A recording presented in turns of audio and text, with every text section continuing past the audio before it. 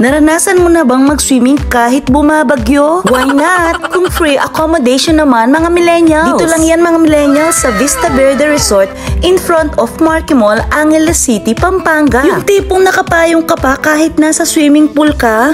Vlog pa more. Iba talaga mga millennials kapag ine-enjoy mo talaga ang pagbablog mo. I can make it through the rain. Millennials, for today's video, andito po ako sa Vista Verde kung saan i-a-avail ko ang aking free accommodation. But for today's video, umuulan po, no? Walang masyadong tao. Although may mga nakabook naman dito mga millennials, andito sila sa kanilang mga hotel.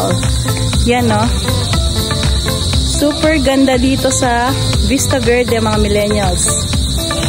Thank you po sa pagsuporta sa mga videos ko, sa panonood, and pag-share, pag-like, pag-follow. Thank you sa Vista Verde for my free accommodation. Ito lang po to sa tapat ng Marquee Mall. So ano pang hinihintay nyo mga millennials? Try nyo na dito sa Vista Verde. Napakaganda. Dahil sa pag-vlog ko, nagkaroon ako ng free accommodation. Rain or shine, tara mag-swimming tayo mga millennials. Chill na chill. Dito nga pala ang aming free room.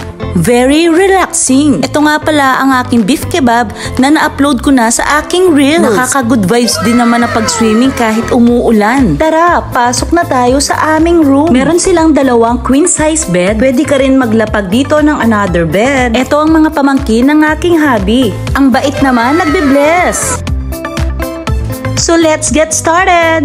Nagpiprepare na nga pala sila ng mga foods para sa aming dinner. Of course, bawal magutom. Of course, lalo na sa panahon ngayon, masarap kumain. Lalo na ang aroma ng ihaw, napaka-sarap. Sarap.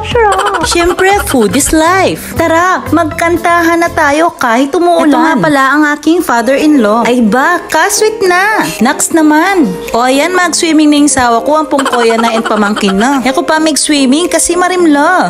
Tsaka katamag pa yung habang mag-swimming. Upota kasi dakal ko eh. O hindi na yung function hall na open area. Nung ating kayong okasyon, pwede yung gawan Kenny.